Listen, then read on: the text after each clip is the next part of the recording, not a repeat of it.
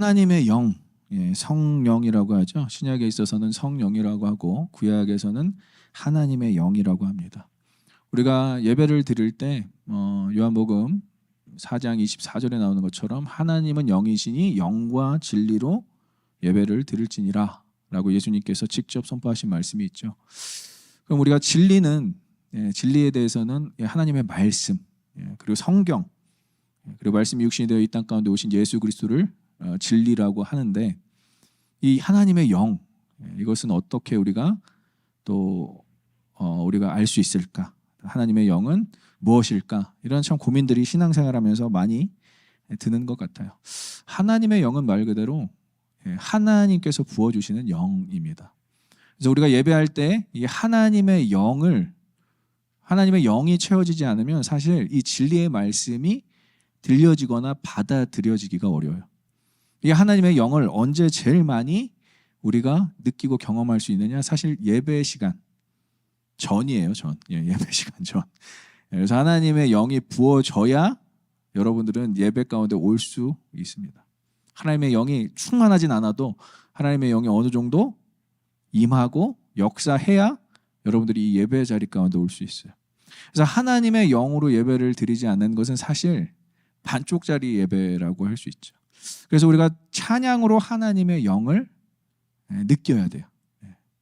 예를 들어서 이제 여러분들이 찬양을 할 때 그냥 뜨뜨미지근하고 그냥 앞에 있는 건 가사요, 앞에 있는 사람들은 밴드요 이렇게 생각하면 안 되고 말 그대로 예배자입니다. 그래서 여러분들은 예배자입니다. 먼저 예배를 드리는 자에 앞서 여러분들 예배자가 돼야 되고, 그래서 예배를 드리는 자는 영과 진리로 예배를 드려야 된다고 강조하고 있는 것이죠.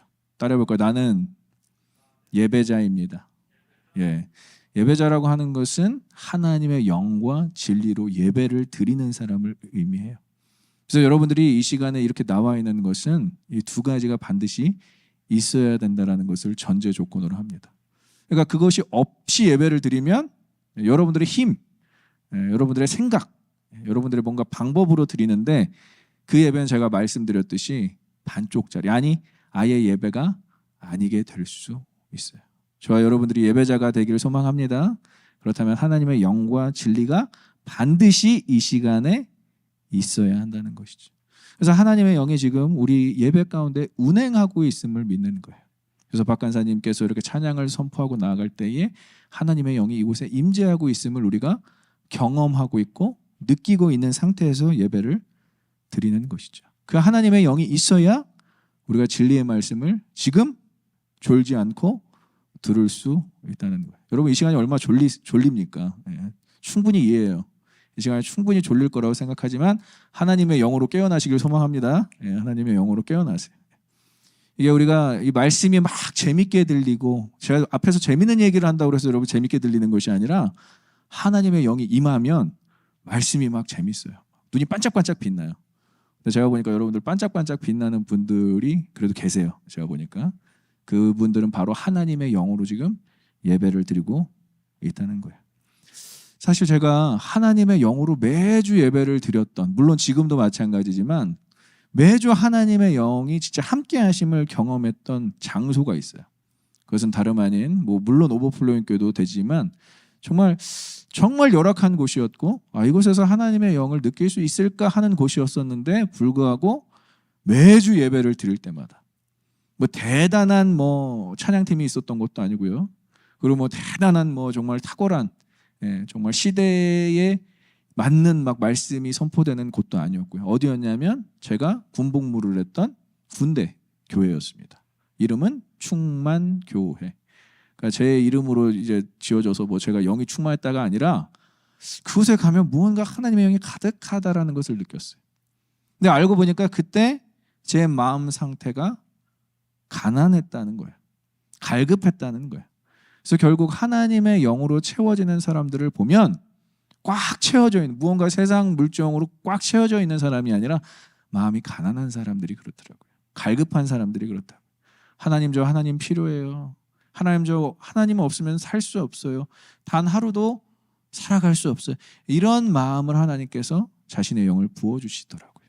그래서 오늘 여러분들이 예배를 드릴 때 잘나고 뭐가 돼서 이곳에 온 게 아니라 그 가난한 마음으로 서로 왔다라는 것을 인정했으면 좋겠어요. 여러분 갈급한 마음이 있기에 이 자리에 있는 것입니다. 그 갈급한 마음을 하나님께 쏟아놓기를 또 소망합니다. 우리 안에 무언가가 꽉 차 있어서 그것을 먼저 제거하고 하나님의 영으로 채워질 수 있다라는 이야기를 하고 있는 거예요. 그래서 환경과 상황이 아무리 좋아도 하나님의 영이 채워지지 않을 수 있고요. 환경과 상황이 아무리 나쁜데도 하나님의 영으로 채워지면 놀라운 은혜와 평강이 우리에게 주어진다라는 거예요. 그래서 사람이 정말 환경과 상황이 좋아서 하나님의 은혜를 막 누리고 사는 것이 아니라 가난할 때도 어려울 때도 심지어 우리가 아플 때도 그 은혜를 경험할 수 있는 것은 하나님의 영이 우리와 함께 하시기 때문입니다. 저와 여러분들에게 하나님의 영이 함께 하시길 소망합니다. 가난한 상황, 어려운 상황, 힘든 상황 가운데 제일 우리와 가까이 있을 수 있는 것, 아까 그랬잖아요. 찬양했잖아요. 허무한 시절 지날 때 기쁜 한숨 내쉴 때 그런 풍경 보시며 탄식하시는 분이 있는, 단순히 탄식할 뿐만 아니라 내가 너희와 함께 하겠다고 약속하시는 분이 우리 하나님이십니다. 믿으십니까? 그 하나님께서 우리를 고와 같이 두지 아니하시고 오늘도 저와 여러분들과 함께 하신다라는 것이죠. 그래서 이 하나님의 영이 무엇인가, 어떠한 역할을 하는가를 먼저 알아야 우리가 이 하나님의 영에 대한 설교를 들을 수가 있는 것이죠. 오늘 본문의 시작은 사실 사울이 사무엘에게 기름을 부음을 받습니다. 기름 부음 받는다는 것은 이제 사울이 왕이 될 거라는 표식이에요. 이제 사울은 이스라엘의 왕이 될 거예요. 근데 그 왕이 될 것이라는 표식을 이제 세 가지 징조로 확인하게 됩니다. 근데 우리가 그 세 가지 징조를 다 확인할 필요는 없고요. 한 가지 중요한 표식은, 상징은, 징조는 사울에게 하나님의 영이 임했다는 거예요. 여러분, 이스라엘 왕이 되는, 등극하는 그 과정 가운데서 사울은 기름 부음을 먼저 받습니다. 그러나 그 기름 부음을 받고 무엇을 경험하느냐? 하나님의 영이 크게 임했다고 오늘 성경에서 소개해주고 있어요. 그러니까 우리가 이것을 보았을 때 하나님의 영을 먼저 받는 것이 중요하구나. 성령을 먼저 받는 것이 중요하구나. 근데 9절에 보니까 이렇게 나와 있습니다. 사무엘에게 떠나려고 몸을 돌이킬 때에 하나님이 새 마음을 주셨다라는 거예요. 여기서 새 마음을 주셨다라는 것은 능동형입니다. 능동형. 그러니까 마음이 바뀌었다라는 거예요. 새 마음으로 변했다라는 거예요. 특성과 형질 자체의 변화가 일어났다라는 거예요. 이것을 자세하게 이야기해 주는 것이 에스겔서 36장 26절이에요. 36장 26절을 한번 같이 읽어보겠습니다. 또 새 영을 너희 속에 두고 새 마음을 너희에게 주되 너희의 육신에서 굳은 마음을 제거하고 부드러운 마음을 줄 것이며. 믿으십니까? 새 영이 부어지면 어떻게 된다고요? 새 마음이 생겨요. 하나님을 예배해야 되겠다. 내가 이제 이런 생활을 청산하고 하나님을 예배하는 자리로 가야 되겠다. 그러니까 여러분들이 예배를 드리러 이곳에 왔다라는 건 엄청난 결단이 필요해요. 그러나 우리의 결단도 중요하지만 누가 새 영을 주신다고요? 하나님께서 여러분들에게 새 영을 주신다라는 거예요. 근데 새 영을 주실 때 우리의 마음에 뭐가 생기냐? 새 마음이 생긴대요. 그러니까 그 새 마음, new heart. 정말 하나님을 예배할 때 막 그 새로운 마음이 우리를 기쁘게 하고 행복하게 하고 감격스럽게 하는 거예요. 세상 일을 잠깐 내려놔야 돼요, 여러분. 안식일에 우리가 세상 근심과 걱정으로 가득 차 있다면 절대 새 영이 부어질 수가 없어요. 근데 새 영이 부어져서 우리에게 나타나는 현상은 새 마음이 생겼다라는 거예요. 근데 새 마음으로 끝나나요, 여기서? 에스겔서에서 뭘로 연결되죠? 육신으로 연결된다라는 거예요. 육신에서 무엇이 생기느냐? 굳은 마음이 제거가 되고 부드러운 마음이 생긴대. 말랑말랑해진대. 하나님의 말씀을 받을 수 있는 마음. 누군가 보면서 웃을 수 있는 마음. 여러분, 요즘 현대사회에서 누군가를 보고 웃는다는 거 참 쉽지 않습니다. 누군가를 보고 여유 있게 인사하는 것도 참 쉽지 않아요. 그러나 우리 크리스천들은 여유 있게 인사를 할 뿐만이 아니라 질문도 던질 수 있는 여유가 있어야 돼요. 괜찮아? 어땠어? 너의 하루는 좀 어떠니? 요즘에 세상이 이렇게 돌아가는데 너의 마음은 좀 어떠니? 이런 여유를 누가 주신다고요? 하나님이 주신다는 거예요. 여러분, 이것들을 억지로 하려고 하지 마세요. 안 되는데 막 억지로 사회생활 하려고 억지로 하려는 것이 아니라 우리에게 새 마음이 생기면 여러분들 자연스럽게 새롭게 삶을 살게 될 수 있습니다. 그 영을 부어주셔서 우리의 마음이 변화된다라는 거예요. 그래서 오늘 사울은 기름 부음을 받고 사무엘을 떠나자마자 하나님의 영이 임하는 거예요. 사람 때문에 하나님의 영이 임하는 것이 아니라 하나님께서 사울을 주목하셔서 그에게 자신의 영을 부어주셨다라고 이야기할 수 있어요. 그래서 하나님의 영은 사람의 마음을 새롭게 하고 이제 하나님의 일을 할 수 있는 준비를 갖추게 합니다. 그래서 여러분들에게 하나님의 영이 채워졌다면 뭐가 생겨야 된다고요? 첫 번째는 새 마음을 가져야 돼요. 새로워져야 되는 거예요. 남편도 새롭게 보여야 되고 아내도 새롭게 보이고 우리가 육아하는 아이들도 천사들처럼 보이는 거예요. 믿으십니까? 예. 새 마음이 없으면 아이들이 막 우리를 괴롭히는 뭐죠 이게? 뿔난 막 이렇게 막 그렇게 보여요. 우리를 괴롭히는 막 그런. 그리고 우리의 마음이 새롭지 않으면 아내를 보는 마음과 남편을 보는 마음, 가족들도 그러는데 상대방은 오죽하겠습니까? 사람을 사랑하는 것이 제일 힘든 게 바로 우리의 마음 상태인 거예요. 하나님께서 영을 부어주셔서 새 마음이 생기면 어떻다고요? 우리의 시각이 바뀌는 거예요. 우리의 삶이 바뀌는 거예요. 완전히 새로워지는 거예요. 그래서 고린도후서 5장 17절에 이전 것은 지나갔으니 보라 새 것이 되었도다. 날마다 새로워지시기를 소망하고 축복합니다. 무엇으로? 하나님의 영으로. 여러분 억지로 하려고 하지 마세요. 제가 얘기하잖아요. 억지로 막 새롭게 돼야지 그러면 병납니다. 그리고 여러분들의 힘으로 하다가는 더 화만 날 뿐이에요. 화병 생겨요. 하나님의 영이 부어지면 우리도 모르는 상태에 새 마음이 생기고 모든 것이 다 새롭게 보인다는 거예요. 여러분 정말 한번 해보세요. 제 말이 틀리는지. 그래서 여러분들이 이 예배 시간에 구할 것은 하나님의 영입니다. 하나님의 영. 하나님의 영을 받으시기를 간절히 소망하고 축원합니다. 그 영이 부어져야 여러분들의 삶이 새로워질 수 있다는 거예요. 그래서 오늘 몇 가지 징조들이 있는데 뭐 예언도 있고 사람들을 막 만나고 선지자들을 만나고 이러한 징조들이 있는데 그것보다 일의 결과보다 사울에게 가장 중요했던 것은 하나님의 영이 임하는 것이었어요. 하나님의 영이 부어지는 것이에요. 이제 사울은 왕이 될 사람이에요. 왕이 될 사람이라면 군사력을 갖춰야 되고 재력을 갖춰야 되고 정치적인 힘을 가져야 되는데 제일 먼저 사울에게 임한 것이 하나님의 영이었다면은 하물며 우리에게는 우리가 이 하루를 살아가는 데 있어서 제일 필요한 게 무엇일까요? 하나님의 영이 임하는 것이죠. 그래서 사울은 외적으로도 왕이 될 조건을 다 갖췄어요. 이미 그는 외적인 부분에서 뭐 키도 크고 용모도 훌륭하고 힘도 셌겠죠. 그리고 뭐 지파, 베냐민 지파도 물론 사사시대 때 굉장히 타락한 지파지만 나쁘지 않은 지파였어요.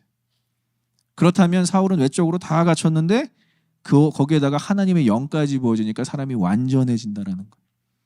가끔 우리가 이제 연예인들 시상식 때 정말 너무 참 잘생기고 이쁜 그 배우분들 있잖아요. 그런 분들 가끔 이제 시상식 때 자신의 그 신앙 고백, 모든 영광 하나님께 돌립니다. 물론 우리가 좀 점검은 필요해 봐야 되지만 진짜 하나님의 영이 임하셔서 그의 삶이 완전히 새로워져서 완전히 시각이 다 바뀌어서 그가 받는 상조차 하나님께 드릴 수 있는 그 상태까지 간다면 진짜 그 사람은 하나님께서 다 주셨다라고 할 수가 있어요. 물론 어느 순간에 조심은 해야 되겠지만요. 그러니까 우리의 삶도 항상 도전받아야 될 게 뭐냐면 난 내 인생 여기서 끝났어. 난 뭘 해도 안 돼. 나는 뭐 노력해도 뭐 나한테 이룬 것도 하나도 없고 벌써 나이는 뭐 이만큼 들어가는데 여러분 아니에요. 그렇게 생각할 필요 조금도 없어요. 하나님의 영이 임하면 여러분들 무엇이든 다 할 수 있습니다. 믿으십니까? 무엇이든 할 수 있다는 거. 왜? 우리의 힘으로가 아니라 하나님의 힘으로 이제는 할 거기 때문에 그래요. 하나님이 원하시는 방향대로 인도하실 거기 때문에 그래요. 그래서 예배를 드리는 궁극적인 목적이 잘 들으셔야 돼요, 여러분. 이 예배를 드리는 궁극적인 목적이 나에게 하나님의 영이 임해야 되기 때문에 그래요. 그 갈급함, 그 간절함으로 여러분 이 자리에 있어야 하나님의 영이 부어지는 거예요. 그런데 우리에게만 부어줘야 될까요? 가정에게도 이것이 부어져야 돼요. 여러분들의 삶의 자리에서도 이 하나님의 영이 부어져야 돼요. 그래서 우리가 적어도 살아가는 그 바운더리 안에서는 하나님의 나라가 이루어져야 되는 것입니다. 그래서 하나님의 영이 임하면 뭐가 이루어지느냐? 하나님의 나라가 임하는 거예요. 여러분 세상 소식 듣고 주변 소식 들으면 얼마나 이게 낙담이 됩니까? 낙담이라는 것은 마음이 이게 내려앉는다라는 거예요. 녹아든다라는 거예요. 더 이상 살 소망이 끊긴다라는 거예요. 여러분 세상 소식에 또 주변 많은 그 이야기들에 여러분들이 반응할 것은 그것조차 하나님의 영으로 반응해야 된다라는 것이죠. 그래서 우리가 새로운 시각으로 새로운 그 하나님께서 주시는 그 마음으로 살아갈 때만이 우리의 삶이 새로워질 수 있다라는 것. 오늘 사울은 그 새로운 영을 받고 완전히 변화되는 거예요. 그러나 사울은 특별한 사람이 아니었어요. 지난주에 살펴봤듯이 평범한 사람이 너무나 평범한 사람이었어요. 키 크고 잘생기고 뭐 어느 정도 군사력을 갖추고 있다고 하지만 너무나 평범한 사람이었고, 특별히 아버지가 잊어버린 암나기들을 찾으러 30km에서 50km를 여정을 떠나는 그냥 평범한 효자였다라는 것이죠. 그리고 암나기를 찾지 못하자 이제 아버지가 걱정할 것을 또 걱정하는 그런 너무나 평범한 사람에게 지금 사무엘을 만나 기름 부음을 받고 하나님의 영이 임하니까 놀라운 일이 일어납니다. 그럼 사울에 대해서 참 긍정적이죠. 사무엘상은 사실 사울에 대해서 그렇게 긍정적이지만 않아요. 그러나 처음이자 마지막으로 오늘 사울에 대해서 제일 긍정적인 장면이 바로 이 장면이에요. 사울이 잘나서, 사울이 뭘 잘했기 때문에, 사울이 준비가 돼서가 아니라 그에게 그냥 하나님의 영이 부어지니까 완전 새로운 사람이 되었다라는 거예요. 여러분 우리도 마찬가지예요. 너무 평범하고 보잘것없고 하나님 뭐 나 같은 거 이 세상에 보내서 뭐 하시려고 그래요?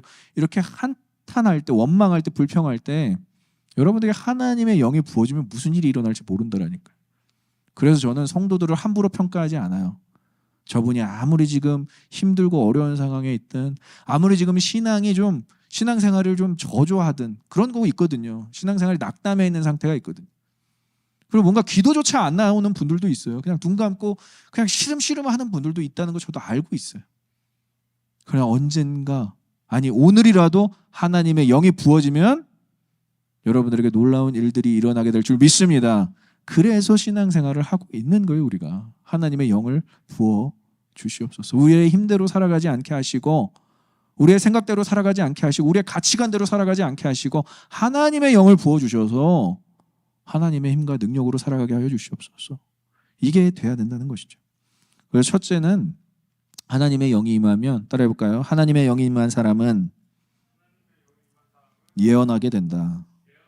네, 예언하게 된대요. 놀라운 일이죠. 10절 같이 읽겠습니다.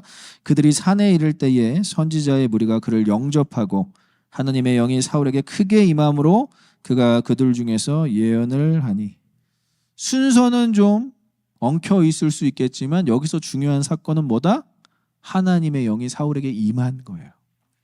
선지자들이 그를 마중을 했든 선지자들이 그를 반겼든 이러한 사건이 중요한 게 아니라 우리가 좀 주력해서 봐야 될 것은 하나님의 영이 그냥 임한 게 아니라 크게 임했대요. 정말 크게 임했다라는 거예요. 그래서 사울이 어떻게 되죠? 예언을 하게 되었다라는 거예요.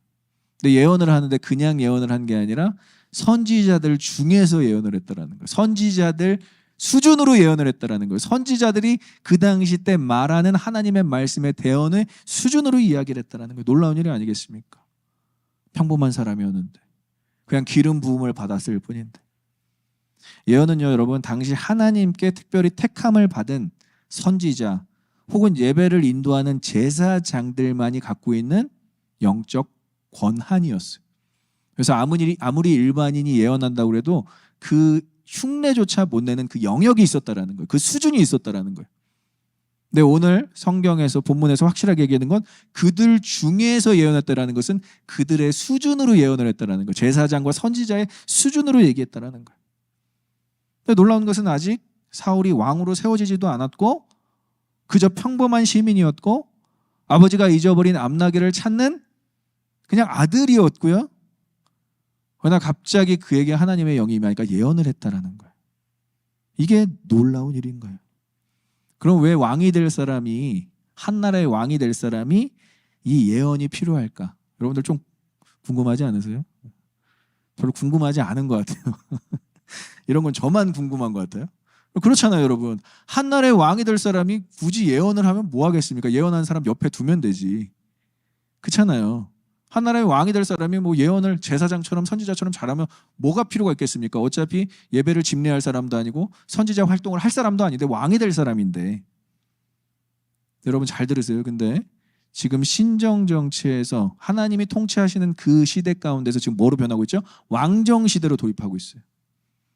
그럼 그만큼 왕에게 영적인 권한이 주어졌다라는 거예요. 이제 하나님께서 누구를 대리자로 쓰느냐? 선지자를 대리자로 쓰는 게 아니고 제사장으로 대리자를 쓰는 게 아니라 왕을 대리자로 쓰시는 거예요. 그래서 백성을 다스리고 통치하는 일에도 하나님의 영이 임해야 되고 예언을 하는 능력이 필요하다라는 거예요. 여러분 이것은 오늘날에게도 우리에게 던지는 메시지가 있습니다. 지도자는요, 하나님의 대리자 역할이에요. 하나님의 대리자의 역할에 가장 중요한 것은 책임감이에요. 그냥 책임감이 아니라 영적인 책임감인 거예요.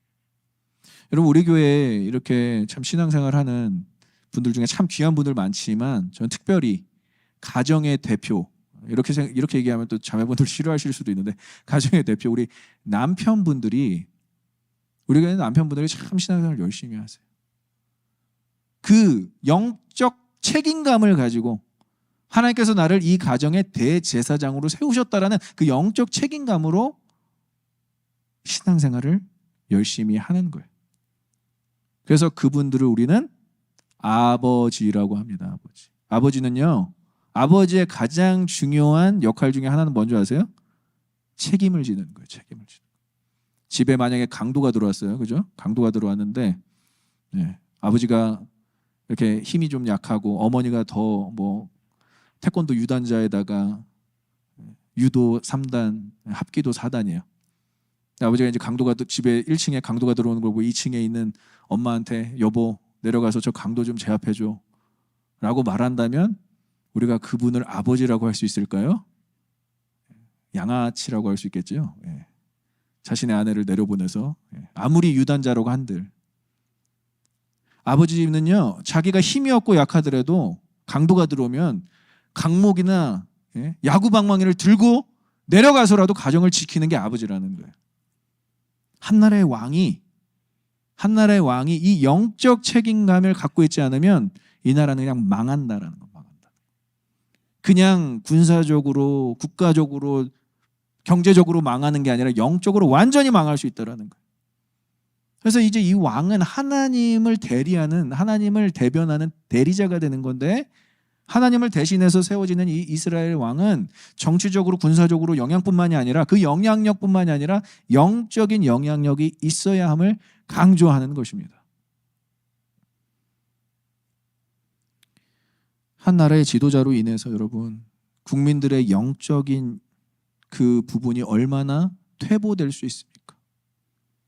여러분이 그 북한 땅에 그 김씨들의 왕국으로 인해서 얼마나 많은 사람들이 종교의 자유에 억압을 받고 있습니까?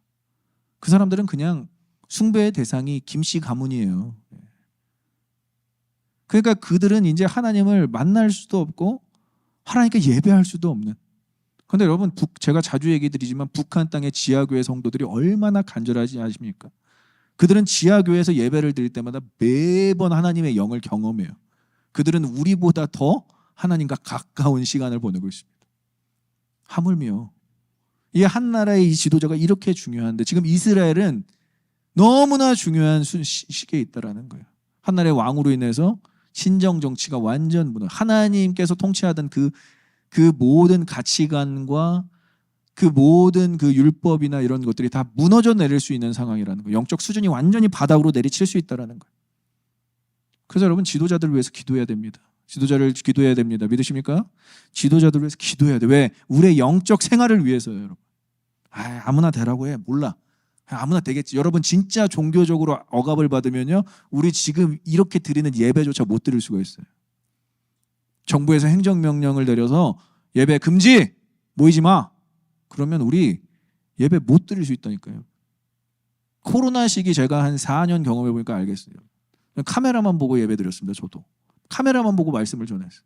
성도들이 한 명도 없었고, 그 어둠의 시간을 지나고 나니까 그냥 여러분들 이렇게 함께 예배드리는 것만으로 저는 너무 감사해요.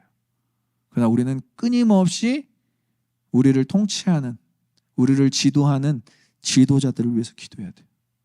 그가 아무리 악한 자라도, 아무리 패역한 자라도, 아무리 정말 답이 안 나오는 자라 할지라도 그들이 우리를 종교적으로 억압하지 않도록, 그가 우리를 종교적으로 억압하지 않고 영적인 자유를 침해하지 않도록 우리는 기도해야 된다는 거예요. 출애굽기 22장 28절입니다. 함께 읽겠습니다. 너는 재판장을 모독하지 말며 백성의 지도자를 저주하지 말지니라. 믿으십니까? 여러분, 지도자를 저주하지 마세요. 지도자를 위해서 기도해 주세요. 왜? 이렇게만 보면 왜 우리가 이렇게 되죠? 궁금증이 생기잖아요. 성경은 성경으로 풀어야 돼요. 디모데전서 2장 2절에 이것에 대한 정확한 이유가 제시되고 있습니다. 함께 읽겠습니다.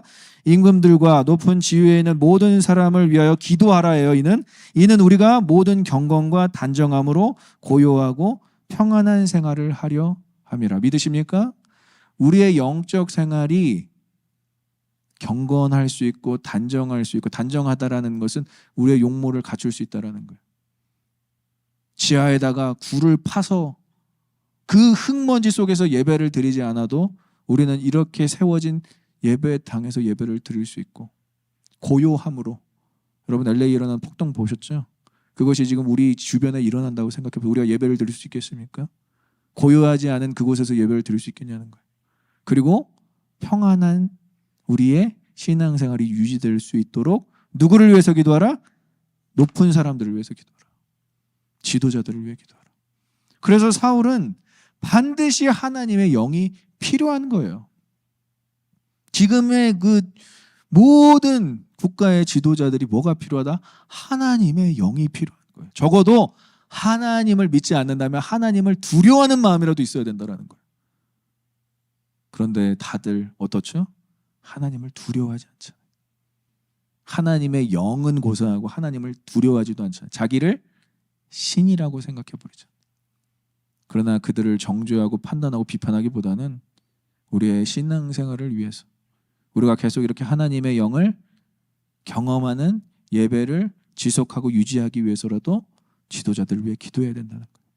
그리고 지도자를 꼭 믿는 사람, 하나님을 믿고 신실한 사람을 세워야 된다는 그런 것보다도 정말 하나님을 두려워하는 사람, 교회 다닌다고 진짜 다 교회 다니는 척만 할 수도 있으니까 하나님의 영이 임해서 정말 하나님을 두려워할 수 있는 사람으로 우리가 그들을 위해 기도해야 된다는 것이죠.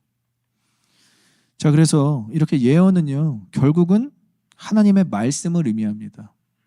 여러분, 성경에 나오는 모든 예언은 하나님의 말씀과 대입해야 돼요. 다른 게 없어요.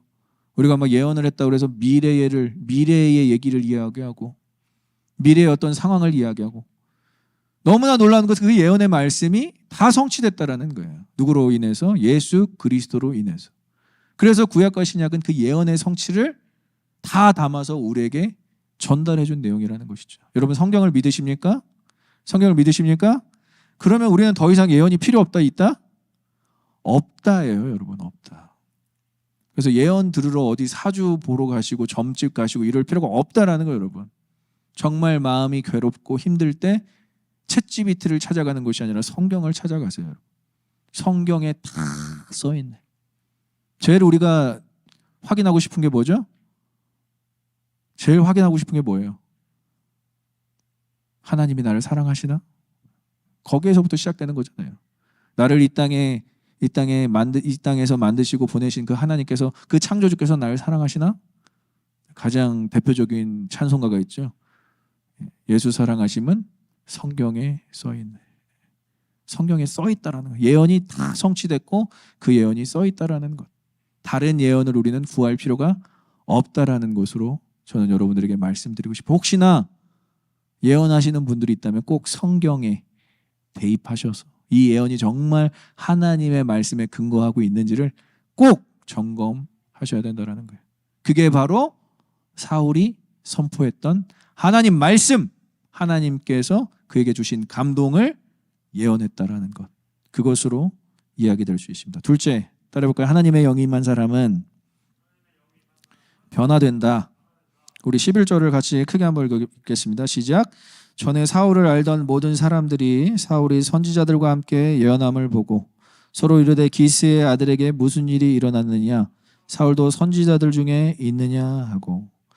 자, 사울을 알던 모든 사람들, 그러니까 사울을 알던 몇몇의 사람들이 아니라 여기 콜 요데오라는 이제 형용사와 목적어를 써서 동사를 써서 모든 사람, 그러니까 사울이 어린 시절에부터 지금 성인에 이르기까지 사울을 아는 모든 사람을 지칭하고 있어요. 사울의 모든 것을 다 어린 시절부터 지금에 이르기까지를 알려면 어떤 사람이어야 되냐면 고향 사람들이어야 된다는 거예요. 적어도 우리가 친한 사람들에게 친한 사람들을 알 때 그 사람의 집안의 내력이 어떻게 되는지, 부모님은 누구인지, 가정 형편 어떤 건지, 물론 그것을 알려고 우리가 만나진 않지만 친하게 지내다 보면 그걸 다 알 수밖에 없어요. 근데 너무나 지금 사울은 자신이 발가벗은 느낌으로 지금 누구 앞에 서 있다? 고향 사람들 앞에 서 있다라는 거예요. 근데 그가 기름 부음을 받고 하나님의 영이 임하고 예언을 하니까 누가 충격을 받아요? 고향 사람들이 충격을 받는 거예요. 사울을 모르는 사람들이 충격을 받았을까요? 아니요. 그럴 수도 있다라고 생각할 수 있죠. 그러나 사울의 어린 시절부터 지금까지를 봐온 사람들에게는 충격이었다라는 거예요. 오, 뭐가 변화가 됐네? 뭐가 달라졌네? 그들의 반응, 오늘 우리가 읽은 이 본문에서는 약간의 빈정거림을 발견할 수 있어요. 기스의 아들에게 무슨 일이 일어났느냐? 이렇게 빈정거림으로 발견할 수 있는데 우리가 이것을 알 수 있는 것은 예수님도 역시 자신이 어린 시절에 자랐던 나사렛에서는 제일 인정을 받지 못하셨습니다. 환영을 받지 못하셨어요. 그래서 누가복음 4장 22절에 고향에서 선지자가 환영을 받는 자가 없다. 고향에서 선지자가 환영을 받은 적이 없다라고 예수님께서는 확실하게 딱 이야기를 하셨어요. 이런 본문을 볼 때마다 저를 비춰보게 돼요. 저는 고향 땅에서 환영을 받을까요? 환영받지 못합니다. 제 친구들은 제가 목사가 됐다 그러면 다 기겁을 해요. 정말 정말 하나님 살아계시다라고 얘기를 해요. 제가 전도의 도구가 돼서 제가 목사가 됐다 그러니까 하나님 정말 살아계신 것 같다. 놀랍다. 이렇게 반응을 하더라고요. 빈정거리는 친구도 있습니다. 야, 네가 목사면은 나는 뭐 총회장이다. 뭐 이렇게 얘기하는 사람들도 있어요. 그러나 중요한 것은 지금 사울은 누구 앞에 서 있다? 고향 사람들 앞에 서 있다. 누구한테 지금 영향력을 주고 있다? 고향 사람들한테 변화된 모습을 보여주고 있다. 여러분들 예수 믿고 변화되시기를 소망합니다. 그러나 제일 먼저 만나야 되는 사람 누구죠? 가족이에요. 가족. 그리고 나를 가장 잘 알고 있는 사람들을 만나요. 가족 전도가 제일 힘든 게 뭔지 아십니까, 여러분? 내 이전 모습을 다 알고 있기 때문에 그래요. 내가 어떻게 행동했는지를 다 어렸을 때부터 다 알고 있기 때문에 그 프레임이 확실하게 딱 정립이 되어 있어요. 너는 그럴 것이다 라는 그 나는 너를 안다라는 그 딱 기반에 깔려있는 그것으로 딱 평가를 해버리니까 변화된 모습을 아무리 보여줘도 믿지를 않아요. 사무엘과 같은 신적 능력과 예언을 하는 그 사울을 보면서 야! 네가 드디어 이제 하나님의 영을 받았구나. 네가 드디어 이제 변화됐구나. 이렇게 반응하는 무리도 있었지만 빈정거리는 무리도 있었다라는 거예요. 그러나 여러분들 빈정거리는 사람들이 주변에 많다고 해서 여러분들 신앙생활을 저버릴 것입니까? 내가 하나님을 믿어서 이렇게 변화됐는데 주변 사람들이 날 안 받아들여줘 라고 이렇게 서운해서 여러분들 신앙생활을 그만두실 것입니까? 아니라는 거예요. 더 하나님의 영을 사모하시기를 소망합니다. 더 변화되세요. 더 그들이 인정할 만큼 변화되시면 놀랍게도 주변 사람들이 여러분들로 인해서 변화된다라는 거예요. 실예로 정말 10년, 20년 신앙생활을 하는데 아무런 변화가 없는 사람들은 전도를 한 사람도 못해요. 한 사람도. 심지어 하나님이라는 단어조차 한 번도 꺼내지를 못해요.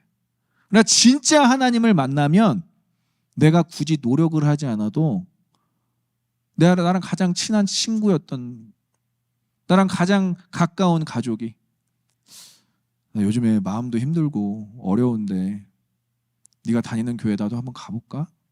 이렇게 이야기한다는 거예요. 이렇게. 이 얘기 들어본 사람 빨리 손 들어보세요. 빨리 손 들고 내리세요. 아무도 없어요? 다시 한번 묻겠습니다. 나 네가 다니는 교회 한번 가볼까? 빨리 한번 손 빨리 한번 들어보세요. 오른손을. 아무도 없네요. 그러한 말을 듣기를 소망하고 축복합니다. 소망하고 축복합니다. 그것이 여러분들의 좀 비전이 되었으면 좋겠어요. 그런 말들 아예 못 듣고 사는 신앙생활을 하는 게 아니라 나 요즘에 정말 힘들고 외롭고 답답한데 네가 믿는 하나님 나도 좀 어떻게 믿을 수 있을까? 나도 좀 교회를 다니고 좀 마음이 평안해질 수 있을까? 그 말을 못 들었다는 건 여러분들 그만큼 안 평안해 보인다라는 거예요. 그만큼 뭔가 이 기쁨이 없어 보인다라는 거예요. 적어도 예수 믿는 사람에게 그 기쁨이 흘러 넘쳐야 되지 않겠습니까? 육아를 하더라도 직장 생활을 하더라도 학교 공부를 하더라도 뭔가 달라 보여. 그것을 누가 먼저 감지한다고요? 나랑 가장 가까운 사람이 그것을 느낀다라는 것이죠. 여러분들 주변 사람들을 한번 생각해 보세요. 교회에 다녀서 정말 하나님을 믿어야 되고 그의 인생이 새롭게 변화되어야 될 사람들이 얼마나 많은가요? 당장 우리 주변에 정말 힘들게 살아가는 그런 사람들이 분명히 있다는 거. 예수 믿는다고 다 행복해져 이러한 뜻이 아니라 그 마음에 기댈 곳이 없어서 아프고 힘들고 요즘에 제일 많이 걸리는 병 무엇인지 아십니까? 우울증이래요. 우울증. 그리고 우울증이 왜 걸려요? 나를 묵상하니까 나를 뭐가 없는데 자꾸 나를 들여다보는 거예요. 나는 어떠한 존재인가? 나의 MBTI는 무엇인가? 나는 어디서로부터 왔는가? 그럼 그거를 왜 본인 스스로가 그걸 찾아내려고 하죠? 만드신 분이 있는데 만드신 분한테 가면 우리의 우울증은 자연스럽게 사라지겠죠. 여러분 하나님 안에서 기쁨을 누리시길 소망합니다. 나를 묵상하지 말라는 거예요. 여러분 하나님을 묵상하세요. 왜? 하나님이 나를 나보다 더 잘 아시니까.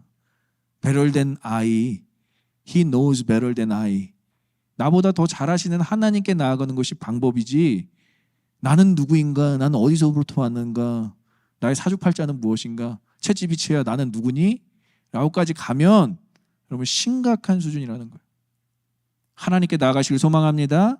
그리고 하나님께로 인도하시길 소망합니다. 그것이 우리의 삶의 방향이 되어야 될 것 같아요. 셋째, 따라볼까요? 하나님의 영이 임한 사람은 예시가 된다. 예시라는 건 뭐를이에요? 본이 된다라는 거예요. 이그젬플이 된다라는 거예요. 우리 12절 한번 보겠습니다. 그곳에 어떤 사람은 말하여 이르되 그들의 아버지가 누구냐 한지라. 그러므로 속담이 되어 이르되 사울도 선지자들 중에 있느냐 하더라. 아까 제가 얘기했죠. 이 긍정적인 반응. 사울이 하나님의 영이 임하여서 선지자들처럼 예언하는 그 모습을 보고 긍정적인 반응. 오! 사울도 선지자들 중에 있느냐? 사울의 아버지는 누구시냐? 이게 지금 뭐가 됐다고요, 여러분? 속담이 되었대요, 속담이. 패러블이 됐대요, 패러블이. 하나의 어떤 문구가 됐대요. 그 나라의, 그 지역의, 그 시대의 뭔가를 상징하는 문구가 되었다라는 거예요. 그건 뭐죠, 여러분? 결국 그의 예언하는 하나님의 영에 의해서 그 예언하는 그 상태가 간증이 되었다라는 거예요. 주변 사람들에게 하나님의 영이 자신에게 임했다는 것을 나타내는 증거가 되었다라는 거예요. 증표가 되었다라는 거예요. 한 사람의 인생이 이렇게 놀랍도록 하나님의 도구가 될 수 있는 과정을 지금 보고 있는 거예요. 사무엘에게 사울은 기름을 받고 왕으로 지명됐을 뿐만이 아니라 하나님의 영이 완전히 임해서 크게 임해서 오늘 예언까지 하고 주변 사람들에게까지 다 영향을 줬더니 그게 뭐가 되었다? 이그젬플이 되었다라는 거예요. 저는 이때까지만의 사울의 인생이 너무 부러워요. 이러한 연예인들, 이런 셀러브리티를, 이러한 영향력 인플루언서들 우리 주변에 많지 않습니까? 분명히 저 사람은 무언가 성공했는데 하나님을 드러내고 하나님을 나타내요. 와, 저 사람은 정말 하나님께서 다 주셨구나. 우리가 우리의 부러움의 대상이 될 수 있다는 것이죠. 근데 가뜩이나 부러움의 대상인데 그 사람의 어떠한 일화가 어떠한 그 상태가 패러블, 속담이 되었다라는 거예요. 야, 이것만한 게 어디 있겠습니까? 사울의 이름이 들어간 속담이 생겼는데 사울도 선지자들 중에 있더라라는 이 표현이 그 당시 때, 그 시대 때, 그 이스라엘 백성들에게 속담이 되었다라는 거예요. 그러니까 사울이 하나님의 영이 임해서 예언했다는 것이 이제 고향 땅을 넘어서 전 지역으로 확산되게 되는 것입니다. 이게 가장 중요해요. 사울이 왕이 되을 수 있었던 중요한 요소예요. 중요한 시작점을 알려요. 한 사람의 인생이 여러분 그 part of life 잠깐의 어떤 그 부분이 하나님의 영이 임하니까 뭐가 됐다고요? 이그젠플이 되었다라는 거예요. 도구가 되었다라는 거예요. 쓰임받기에 아주 적절한 하나님이 사용하시는 도구가 되었다는 거예요. 하나님을 선포하는. 저와 여러분들에게도 반드시 이 부분이 있어야 된다는 거예요. Part of life. 여러분들의 어떠한 그 삶의 부분에서 하나님을 높였던 시점을 발견해야 돼요. 언제입니까? 저는 아직 없어요, 목사님. 괜찮아요. 반드시 여러분들에게 이 Power of Life, 하나님께서 여러분들의 삶의 한 부분을 드러내시고 사용하실 줄 믿습니다. 이미 사용 받으셨던 분도 이제 끝났어. 난 은퇴야. 난 이제 더 바랄 게 없어. 이렇게 살지 마세요, 여러분. 신앙생활에 은퇴는 없습니다. 또 노후에 아니 은퇴를 하고 나서도 어떻게 하나님께서 여러분들을 쓰실지 몰라요. 매일 기대하는 마음으로 살아야 된다는 거예요. 여러분들의 삶의 부분을 하나님께서 사용하실 거예요.